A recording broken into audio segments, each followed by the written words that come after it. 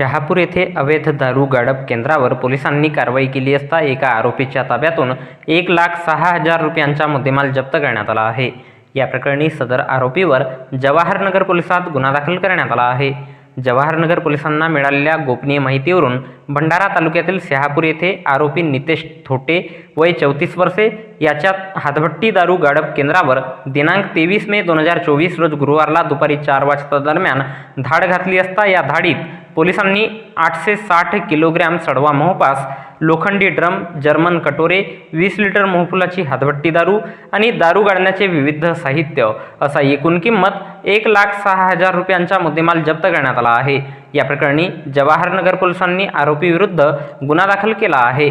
या घटनेचा पुढील तपास जवाहरनगर पोलीस करीत आहेत। तर याबद्दलची माहिती भंडारा जिल्हा पोलीस दलाच्या वतीने दिनांक 24 मे 2024 रोज शुक्रवारला एका प्रसिद्धी पत्रकाच्या माध्यमातून देण्यात आली आहे।